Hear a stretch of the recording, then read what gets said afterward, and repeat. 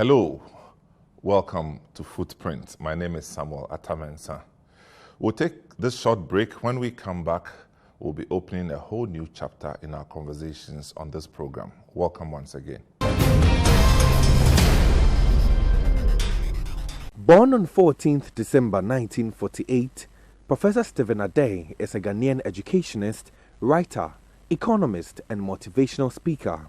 He worked with United Nations and is well known for his time as rector of the Ghana Institute of Management and Public Administration. He is currently the chairperson of the National Development Planning Commission, NDPC. Professor Stephen Adei tells his story on FootPrints now. Welcome back. This is FootPrint. Now you know the man we are talking about, Professor Stephen Adei. Prof, it's good to see you. Me too. And you keep looking younger every day I see you. Well, people say that I'm getting older vis-a-vis my wife, but if you say I'm younger, I will accept it. You're actually looking younger and fit. And we you. thank God for good health. Yeah. Prof, so how is life with you? By God's grace, at almost getting to 73, Wow. God has been good. Oh, The Lord has blessed 73, me. 48, 49? Exactly 48. 48. The action Wow. year. Wow. So I thank God for that. So what do you spend your time doing these days? Oh, quite a lot of things. You are still busy. Very much so. In fact, as we are talking, I am proofreading 3 books, but one is 1 in 8. I'm about to finish this weekend proofreading the GIMPA story. Wow. Also, I've just finished proofreading my book on living by strategy. And another one coming, also I've finished it, is now going for the printers, on managing your life. Then there's a 4th one, which is actually 8 series by myself and my wife, called Papa and Nana series. Is how to teach 5-year-olds and 6-year-olds to be literate normally within 6 months. Without necessarily going through formal education, is that? Because every literate parent or everybody who has had 6 years education using our method can teach a child to read in a maximum of 6 months. Wow. And that is, for me, my greatest But that's a handful. project. At Yes. age 73, you have all these things in the works. Well, that is one thing. Of course, I'm also the Chief Executive Officer of Ghana Christian International High School. I serve on 10 boards, mostly private, and a few other things. 10 boards. Yes. And you serve, or you Yes. are penciled to be a No. member. You serve. Actually, people don't understand being what a director is. It's sharing your experience with the executives. You don't go and manage the place. And more or less, we say in Twi, Obi Twakwaya, when him say achia. When the executives are doing their work once a month, some cases once a quarter, you meet as a board so that they report and then you try to give them guidance. So in that sense, it's not me working in 10 organizations, but advising 10. Of course. But that's a lot of Executives. work, man. But But it's it's a born joy. out of your own experiences. Yes. So ideally, you would expect that the board member must necessarily have something to offer. Yes, because you must understand what corporate governance is. And when you are appointed a board member, the first month, you become a student. You must understand the business so that you can be a springboard and a sounding board to the executives. For direction. Yes, and that's what you do. And about You 10... you didn't write a book on corporate governance? Well, I've taught on it, but I've not written a book Because it's a yet. big problem area. Well, in our part of the world, Yeah. there are 2 things. First of all, people, the executives, not being honest and bringing in the facts, because they don't realize that, and this is not always, sometimes so that you can then become an honest and real sounding board.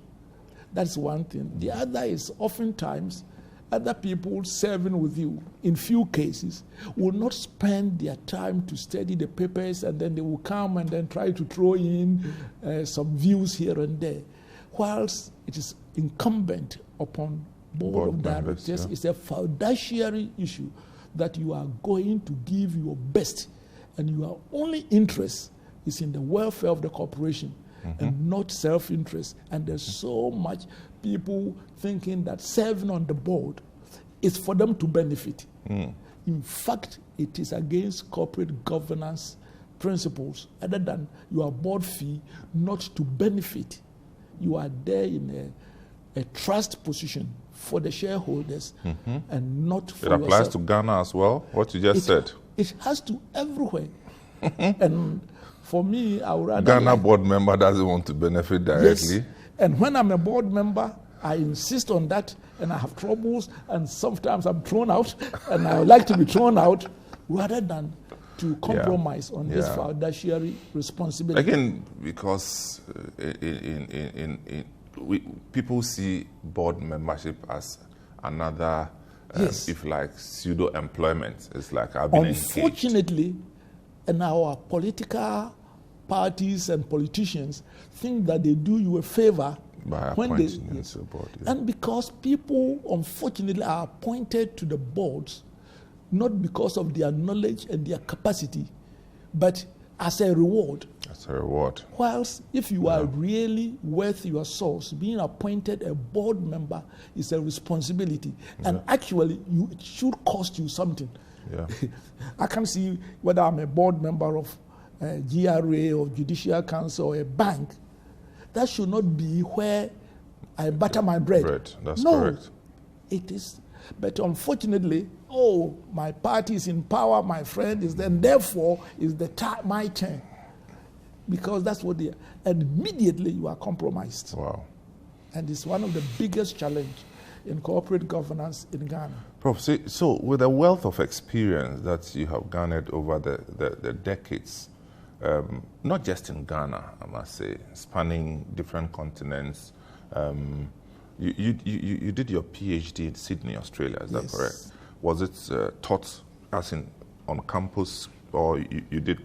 No. During our time, we didn't have extensions. I did my first degree, Bachelor of Economics at the University of Ghana. Did my master's straight away at Strathclyde in Glasgow. So you were in Strathclyde? Okay, that's what I'm saying. Yes. Yeah. And then I came to work in Ghana, now Ghana Investment Promotion Center for 5 years, took a leave of absence, went to Sydney for 4 years to do my PhD, and came back to be a deputy director and head of research of then Capital Investments Board, now Ghana Investment Promotion Center. Yeah. Now, where did this journey begin? Professor Stephen Adei, where does he come from? And born to rich parents, born to wealthy parents? You know, in Accra, they think that every person from Ashanti region is rich. And came from Kumasi. Yes. I know. Always when people I ask Ashantis, where do you come from? Say it's Kumasi. I say you are not an Ashanti. Thank you. Because Why Kumasi, do you say that? If you were from Kumasi proper, you will be from Amokom, Asafu, Bantima. So therefore, you say you come from Kumasi. Atonsu Agogo, yes. Now, so I cannot. My father originally came from Dwabin. In fact, Nana Utiosrubo is my... Dwabin, Ashanti. Ashanti Dwabin. That's where Ashanti region or Eastern? Ashanti. Okay. And my mother came from Adansi, Akwansrem, which is about 8 miles from Fomena South. Okay. But my father came with his parents to settle in Adansi, Shiremuasi, and married my mother 3 miles away. So we were brought up in the village of Shiremuasi. Okay. In fact, where Shiremuasi is now is not where I was born. We have migrated. We were in the bush. And when they did the roads. Yes. Okay. Then we decided to come and watch the car. Yes. So where I was born is now a bush. But it was even bush in the late 70s. Oh yeah. It was when I was doing my masters that we built by the roadside. So therefore, but it was a very nice, clean village. Yeah. On our side, we had about 7 houses on one side and about 5 houses on the other. That's all that we were, farming community. No light, of course, no road. I mean, you weren't hoping to see light. Light, I mean, nobody. Ubobo cry, okay. But we were happy. Yeah. We go to the farm, for my first 15 years, I remember I ate apesi for breakfast and lunch and fufu for dinner for 15 years. And you were okay? Oh, yeah. And we had a lot of vegetables on the farm and plantain and yam. So Shremwase in Ashanti region, yes, but that Dancy area. Not Wiamwase. Yeah, Wiamwase, because it's a bigger town with a secondary school. Yeah. They think that I come from Wiamwase, which I insist that I am an ambassador of Shremwase. Shremwase. Okay, so that's in the Adansi area. 5 miles south of Formina. Yes. So this would be east of Obuasi Fosu. Yes. That general area. When you are from Obuasi and you join the Cape Coast Kumasi Road, just 1.5 kilometers, you are in my village. Okay, but it's looking good now. Oh yes, we have even an asphalt road. I saw that. Oh, nice. Yes. And we have a secondary school, by the way. Oh, Shremwase has SHS? Yes, because I decided to have a branch of our Ghana Christian International in Shremwase. Oh, is that correct? And for 4 years, all the students have passed the WASI. Only 2 didn't qualify for secondary school, tertiary education in the first year. Tell me, how is that different from what you have in Dodowa? Well, Dodowa is a boarding school for people like your children.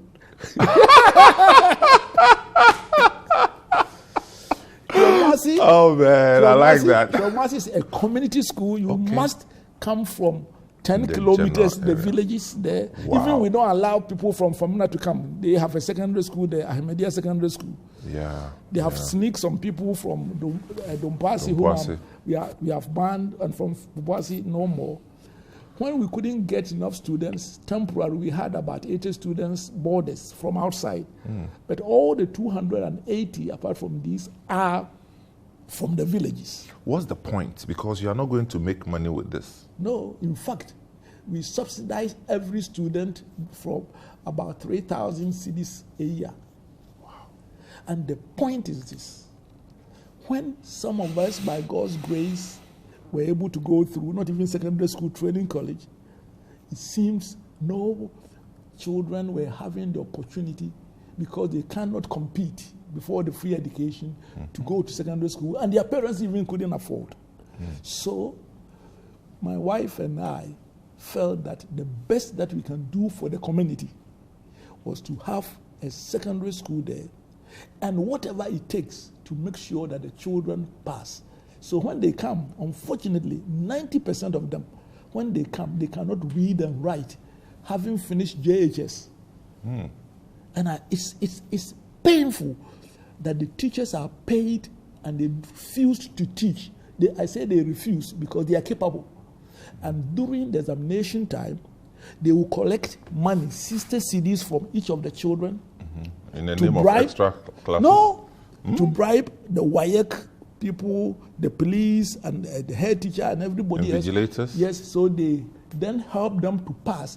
So people come with straight ones, 8, 12, and yet one of them, when they was asked to fill even a form, what is the name of your village? Write it. Or see, Adiemra, they mean to mean super.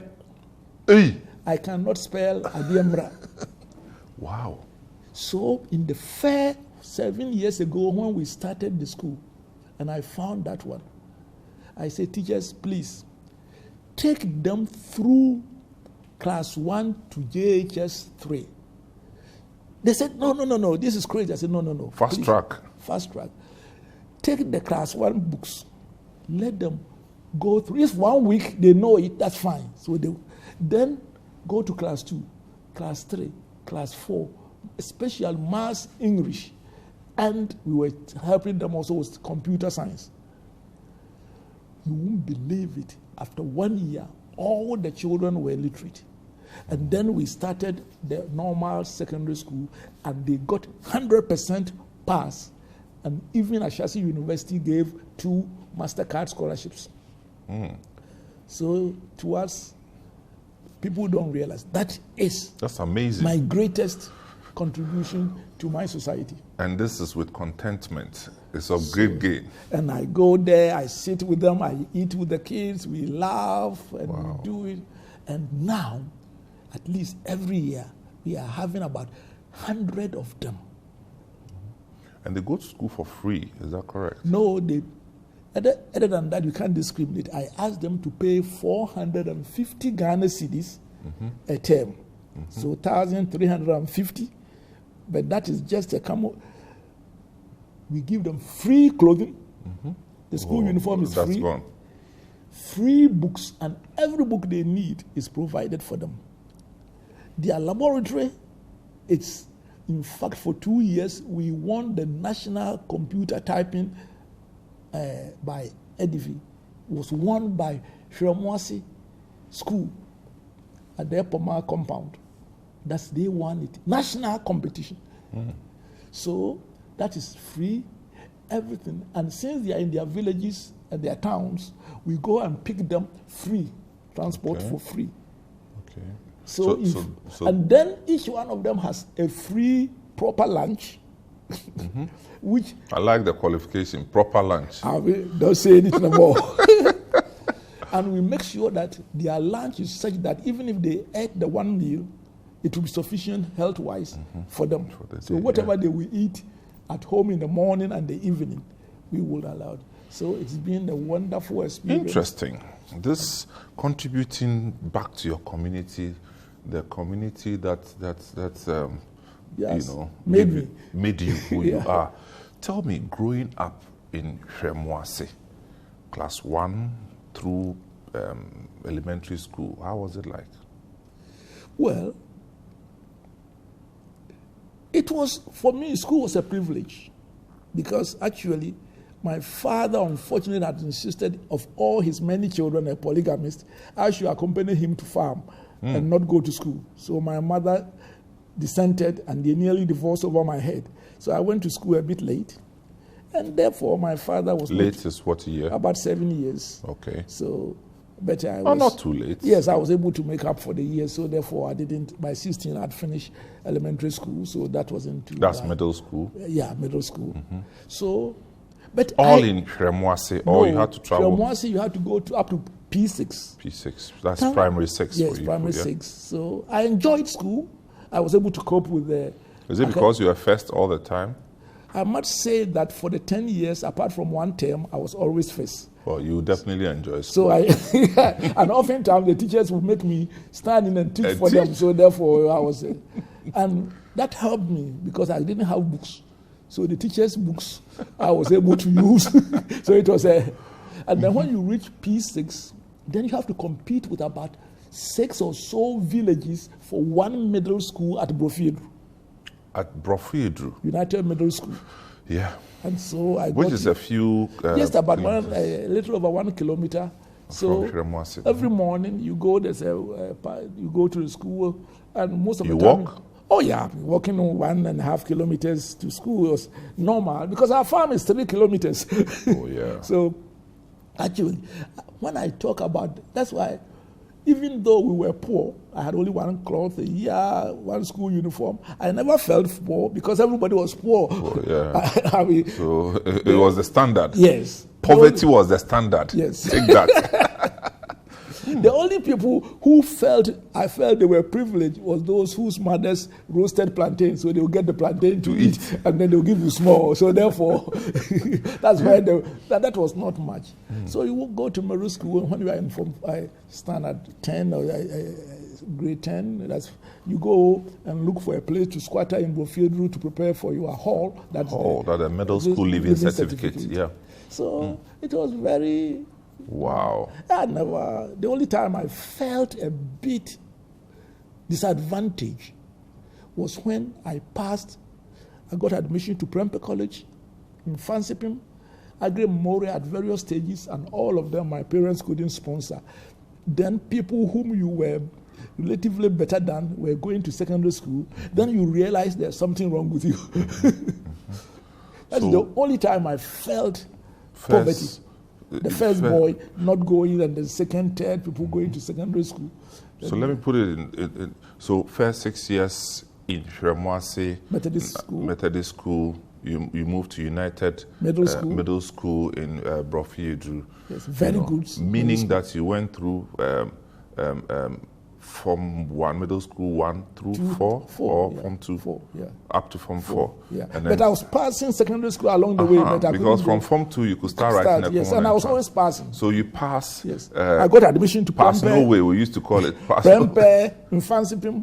So I was calling myself, when I meet Mfansipim people, I say that, I am an attempted Kwaboshe here. Wow. But of late, Prempe College people have made me an honorary member. So they should check. You actually got admission. Yes, I got admission. That I can swear on it. Wow, good. So I spoke at the alumni, and they made me an honorary life member of Amamfo. But that's well deserved. I mean, okay. So this is Professor Stephen Adei taking us through the footprints, and hey, there's a lot more ahead. We'll take this break. When we come, we'll see from Brofiedu Middle School where the next step was. We'll be right back.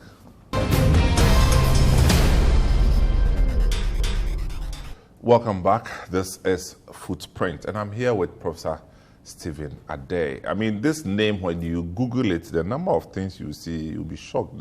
It all points to the same person. At times you wonder, okay, this is not, because in one stream, he's an academic, in another is an economist, in another is a teacher, in another is a theologian. Yes, theologian. He's a preacher, he's a family man, he's a counselor.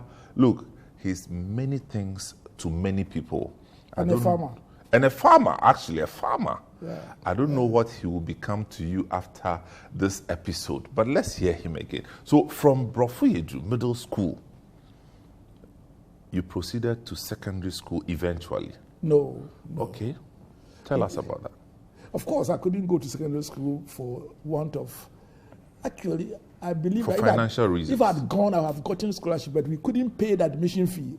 So therefore, we couldn't go and try. An admission fee at that time would be how much? Today's equivalent? Maybe 15 Ghana cedis or so. In today's? Cedis, yeah. So, wow. But it was almost like, hey, that would be top money for 3 months. Yeah. Anyway, but then I sat for post-elementary school certificate A teachers examination. Mm-hmm. And I passed. Okay. So I was admitted to UOSU Training College, which was actually in Kumasi. Oh, it was in Kumasi. Nkrumah had a system whereby he had decided where the training colleges would be. But while they were being built, he would look for where there is a school, a building, and then start. So UOSU Training College was in Kumasi for several years, and I thought I was going to Kumasi. When we went to the campus reopen, there were buses waiting for us. I said, what's the matter? Oh, we have finished your campus in Sehuyoso. So they put us in the buses. Straight. Through Dunkwao, Ayamfuri, and 60 miles of untarred roads. That means 100 kilometers of untarred road, which took you a whole day. And when you got there, when you put your hand there, it was about a quarter of inches yes, of dust. Yes, dust. Ooh. So we went there, but it was a blessing because nobody ever went for a midterm. You want to travel back for a midterm or anything else, so we stayed there. But when I was in standard 7, grade 10, I asked my teacher, which was God sent, a philosophical question. Teacher Amwa from Urapon in Nkonya says that, sir, if you didn't go to secondary school, can't you go to university? I say, so I asked, he says, oh, you can. I says, how? He says, by studying on your own by correspondence course. So that's all. I didn't know what the correspondence course was. At the time. So when I went to Teachers College, Which year was it, by the way? 1964. 64 is when you entered Yes. teacher training college. So I asked my seniors, what is correspondence course?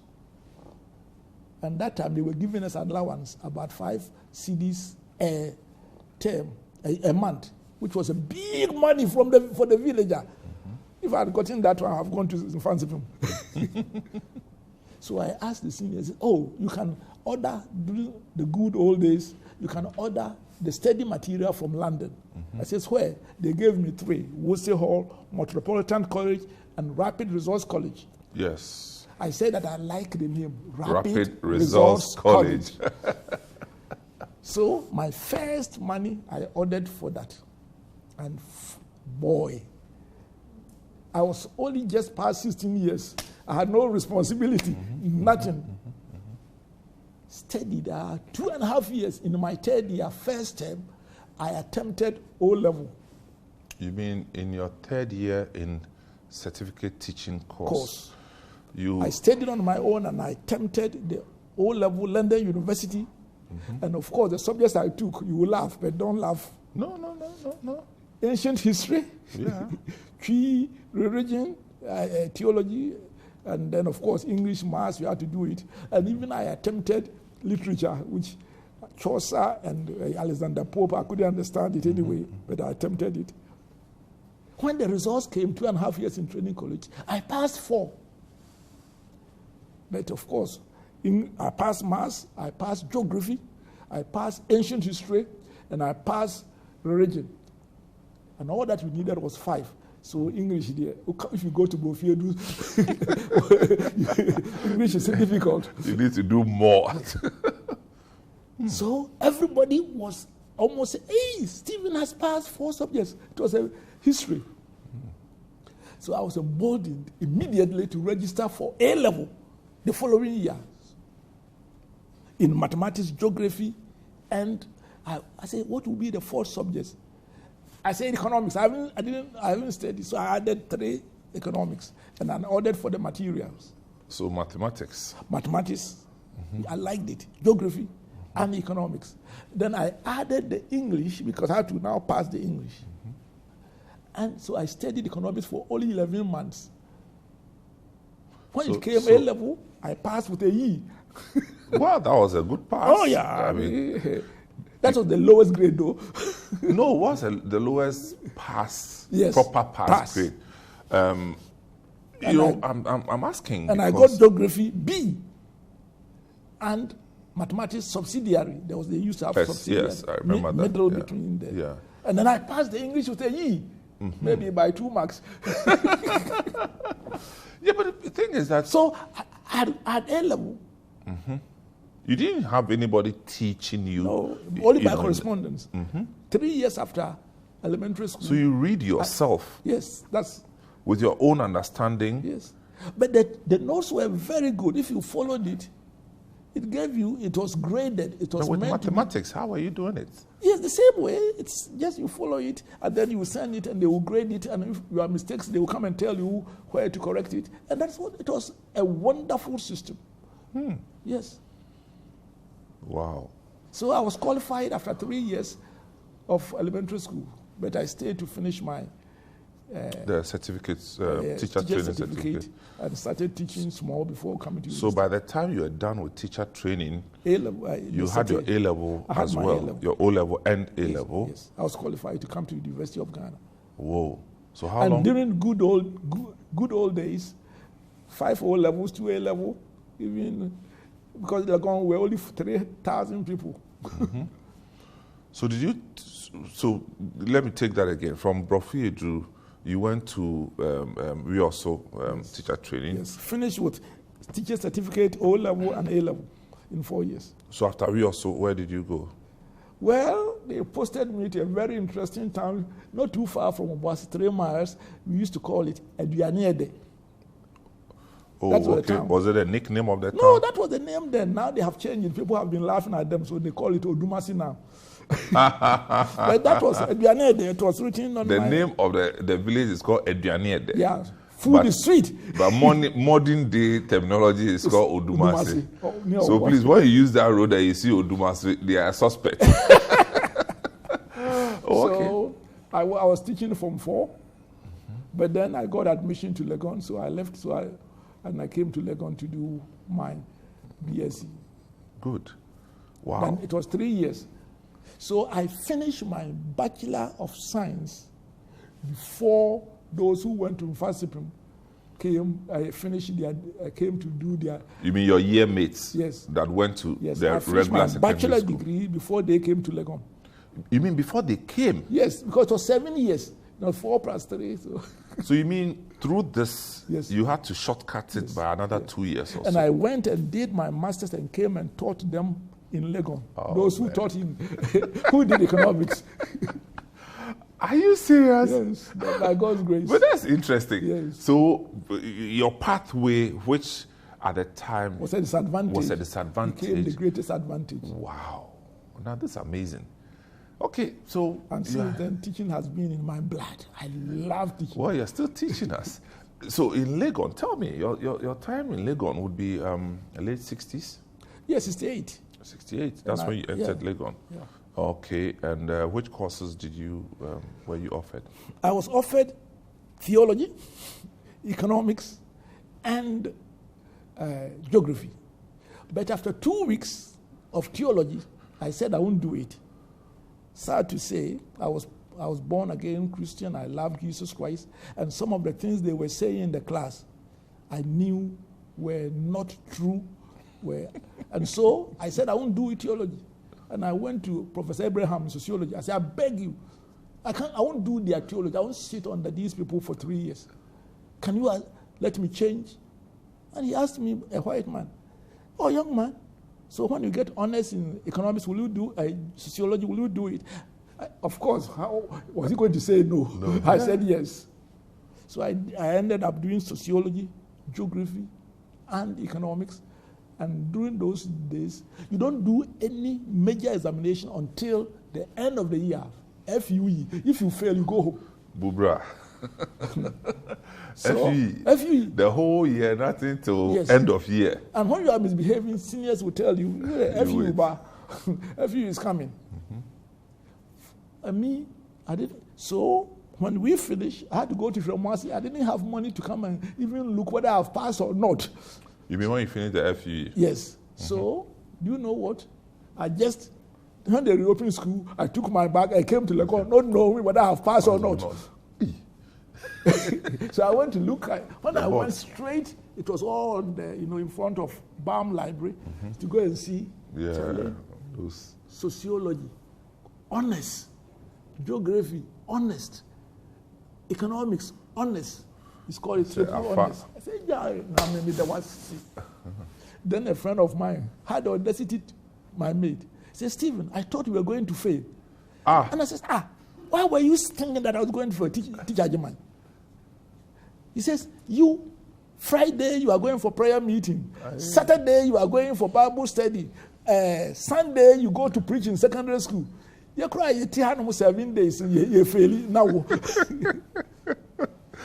What he didn't realize is that they will spend all their time in the JCR drinking and chatting and going for dances. So why did he expect that if you're a Christian, then you were daft? Wow. Anyway, so my older brother convinced me to do economics because I like geography most. Because geography came to me naturally. Naturally, yeah. Economics, I had to struggle, but you took to that, You had to take the advice of your bigger brother. Yeah, but it turned out well as well. Yeah. But tell me, life on campus. Who are some of your mates that have been in public life that mates meaning within economics. the period you were there? Maybe not just economics. Within the period, some of the names that we can relate. Unfortunately, when we get to 73. You have mates like Van Leer, recently Dr. Boaji, my best man. Dosu? No, his cousin. Van Leer was a lot of them have died, but my best friends were Dr. Mahmoud. I don't know whether he's back in Ghana, but he worked with the World Bank and African Development Bank I became a strong Christian. So a lot of them couldn't do, but I don't know where most of them are. At this moment, I scarcely meet them. But I'm sure they know where you are. If you put me on this platform, you are just overexposing me. No, we need to hear. Yes. But some of my friends in training college are there, Dubois and the rest. You know, so this Christian life, managing it with academic life in a tertiary environment, I'm curious, how did you manage it? Because it looks like you ended up getting the best of both worlds. Well, I think that sometimes Christianity, like being a pagan or an idol worshiper or any other religion, is life. It's not a question of, my Christianity. When by God's grace I repented of my sins and accepted Jesus Christ as Lord and Savior at the age of 18 at Seville Training College. No, I wake up between 4 and 5 a.m. to read my Bible and to pray, and try by the help of the Holy Spirit to live the Christian life. It's not something you do and then you go and do academic. No, it is part and parcel. When you are studying as a Christian. You won't cheat in examination. So it is not a dichotomy. Whether I am teaching economics or I'm rector of GIMPA or GRA head, I'm there as a Christian. No, so you are talking about the practice. Both the belief and the practice. Okay, so let me put the belief and the practice. Now, I remember somebody was saying that you were committed to Christian activities and events in a manner that they thought I would fail. Yes. So I'm looking at this as... Because to them, when they saw me on Friday going for prayer meeting, they're going for Christian lectures on Saturday evening and Sunday, they think it's a waste of time.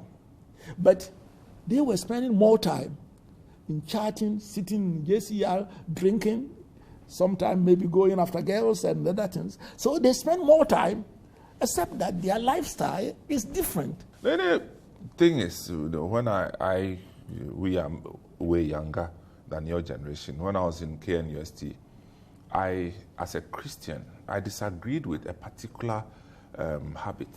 Like my colleagues would do. We had something called 1 to 3.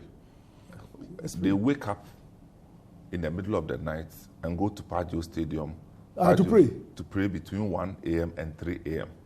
For me, I couldn't because I love my sleep. But I was consistent in waking up at 4 in my quiet to read my Bible and to pray. And a lot of those people were just bombing their exams. Yes. Because you come and sleep in class. So this is where I'm how to manage it.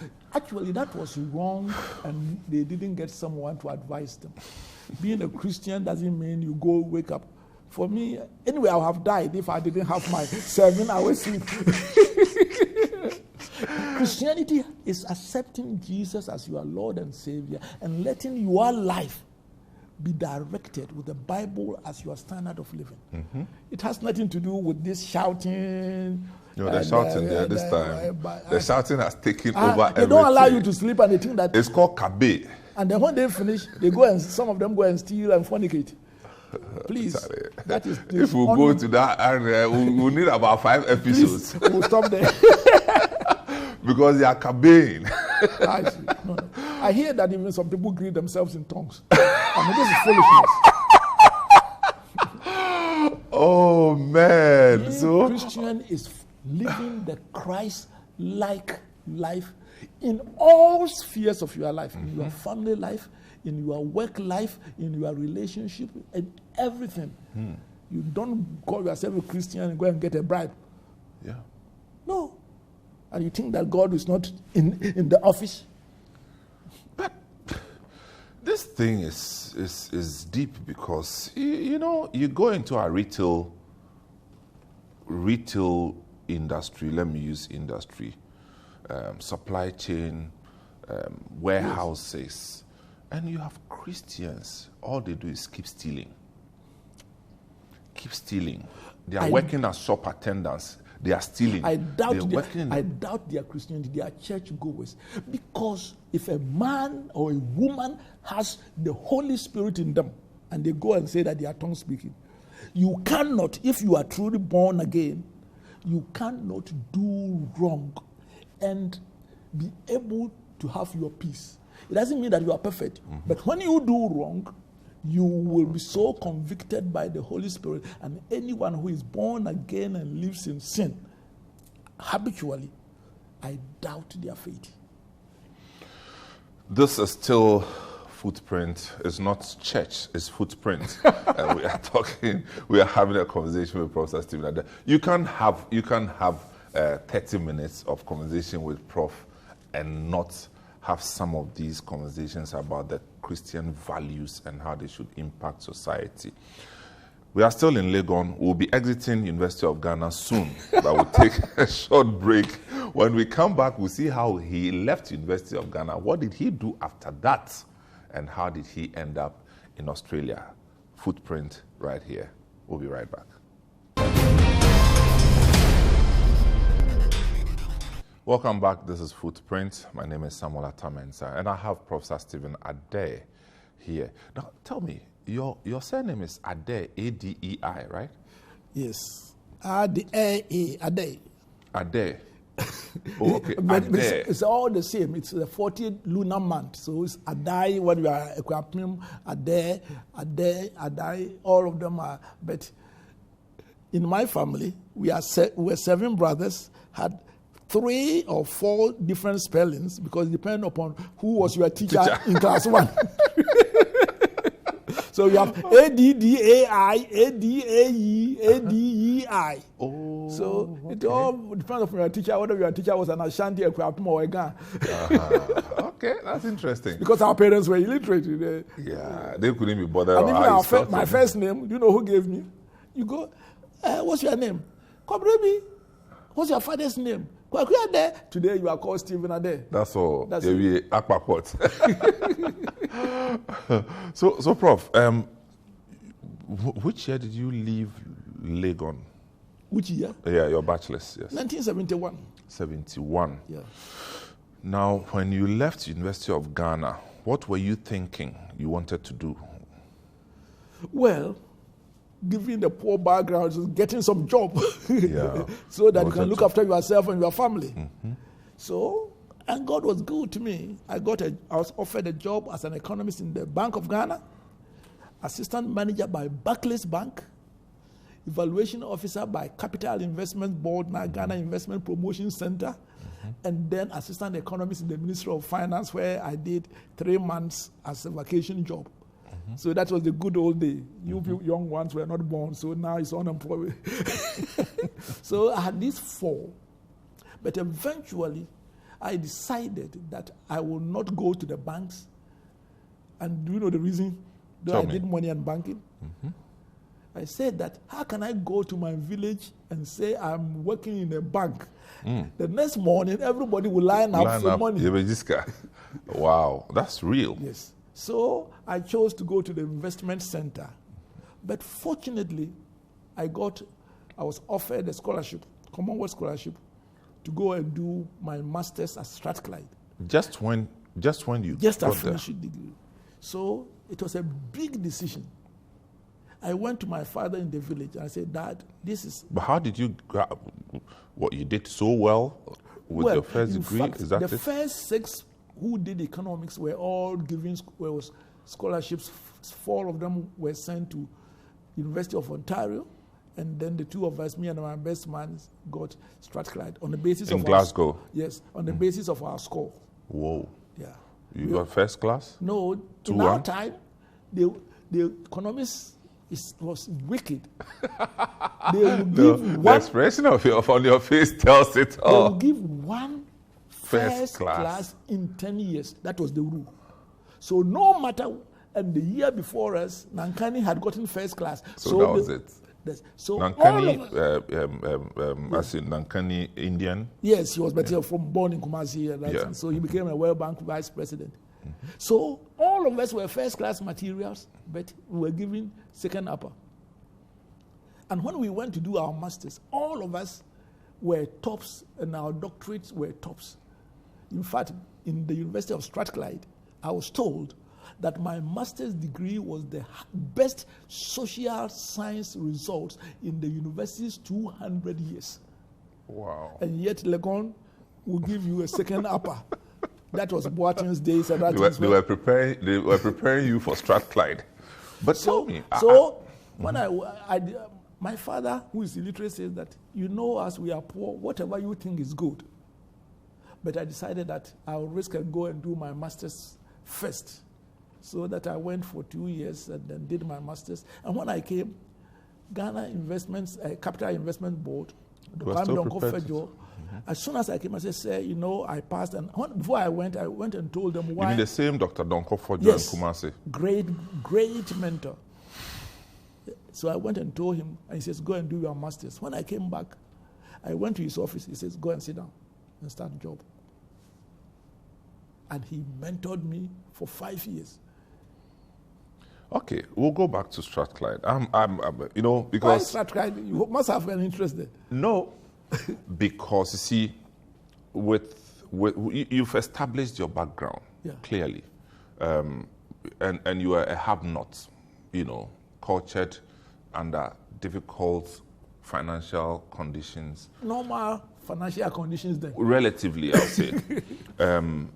Most people, when they get that opportunity to go out, they don't even come back. And I'm FootPrints, and I'm trying to see how you managed it, and what lessons we can draw from this. Because you see, I'm not being super patriotic, but I love Ghana. I love Ghana. So the idea of not, in fact, when I finished my doctorate, it was the time Ghana was called Ojakrum, Lawrence time, the early years of Lawrence. When I came back, my boss told me, 80s, you know. My boss told me, why did you come? But for me, it didn't even occur to me that I finished my doctorate and not come to Ghana. Even the fact that I later on joined the International Public Service was because in 1985 I had a row with the government and I had to resign. I had no job, and they offered me a job at the Commonwealth. Right. And when I was at my peak at the United Nations, I was UN ambassador to Namibia, having served also UN ambassador to South Africa. And I was a director. And I felt that 51 years with a life job in the UN, that I must come to Ghana and make a contribution before I get too old. No, Ghana is a good country. From Shiremwase, and then you landed at the airport in Glasgow. What how was that experience? That episode, when we landed at Preston Airport from London, we transferred. I went with my best man who just passed. And you went with British Caledonian? Yes. And then we got down there, and when we got down there, his father was a UAC Krachi. Oh, he was good. And you know what he said? Hey, me, Kwabra Edu, and Mababuchiri. I just turned and just looked somewhere, just thank God quietly. I didn't say anything. Because if I had spoken, I said, UAC manager's son. That's what Baha, me from Shiremwase. I just kept quiet. I didn't say a word. It was just two African boys. Yes. So it was just thanking God for the opportunity. And it was such that, you know, that at that time we had foreign exchange control, that you were allowed only up to 50 pounds when we were going. But when I went to commercial bank to get the Bank of Ghana had approved, I said, I had only 50 cedis, which was then it was a little shy of 17 pounds. So the man said, you have been given 50, you won't take it. I said, my friend, is there the money 50 Ghana cedis have given you? Just give me the pounds. With the wind in trouble last time. So it was, but Glasgow was a good experience. Were you met at the airport? No. They just gave us direction. We just took a bus because they have told us that when we get there, we should take a bus and go to the YMCA until we were there 2 weeks before till school reopens. Okay, so this is in the 70s. Yes, 71. Did you struggle with color? And No, generally, we had a good, there was only one experience of overt discrimination on the street, but generally, no, it was, we didn't have a problem there. We would join the church, Christian fellowship was good. The academic work was not difficult.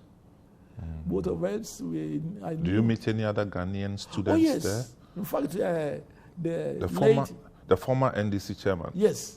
He was 1 year ahead of me. In fact, he was the one who was married, so we would go to his house for fufu. Kwabneje. Dr. Kwabneje. Kwabneje is a very well spoken. He's a good friend of mine. Wow. And whilst NDC and other things, we will meet and we will have fun. Yes, Kwabneje was a very good friend. Dr. Kwabneje. Yes. I always remember him with, connected with Strathclyde. And his wife, Fosti. He was So you're there for 1 year? 1 year and a bit. Okay. We finished our coursework, and then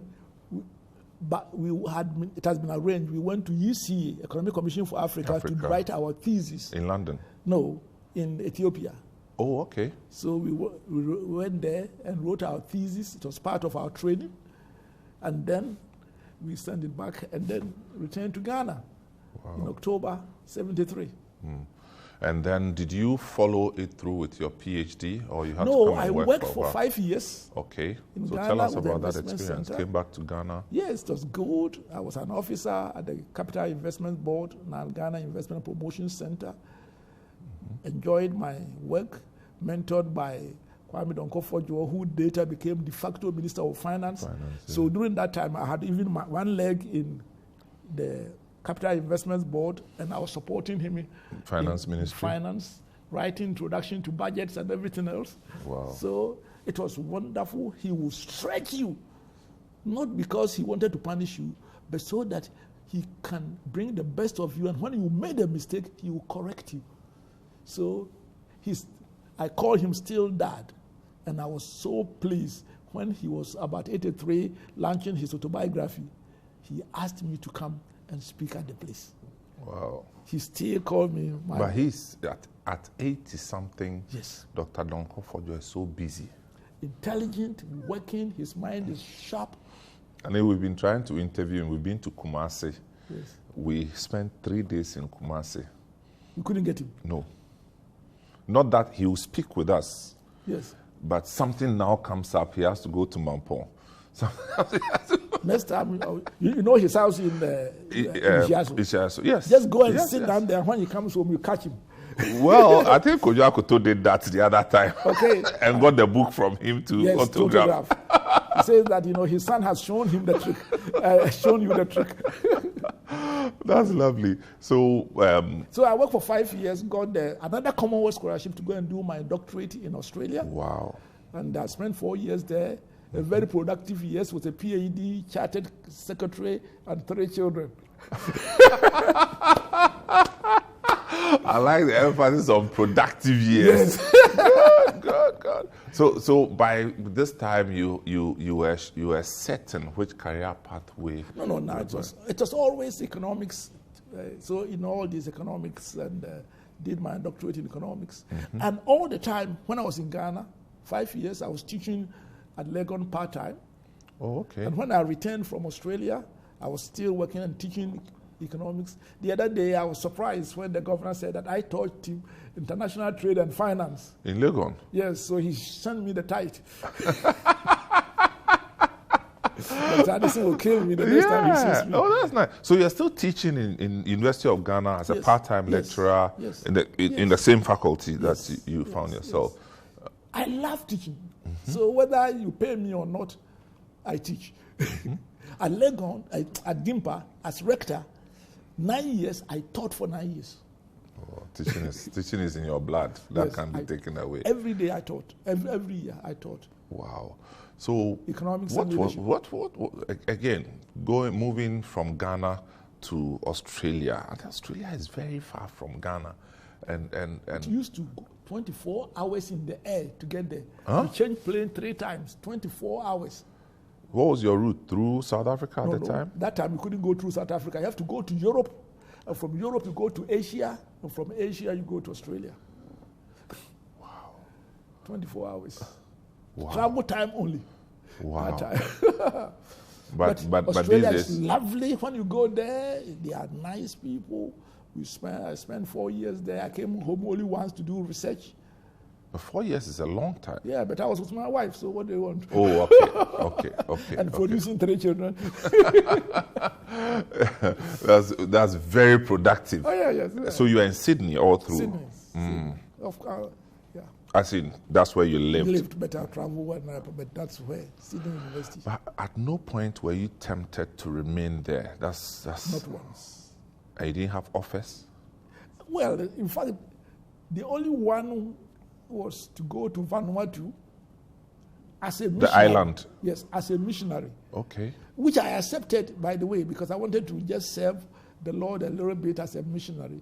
But eventually, they rejected me, the Why? church, that I'm overqualified. Oh, lovely. So finishing the PhD and then coming back back to Ghana. And then came to head the research department of Capital Investment Board, Ghana Investment Promotion Center. Which year? That was in 81. 81, okay. And for 5 years before I joined the Commonwealth Secretariat. Okay. So this is the story of Professor Stephen Adei from his beginning in elementary school right through his PhD. Now you know. This has been Footprint. There definitely will be a second part to this. Thanks for joining. My name is Samuel Attah-Mensah.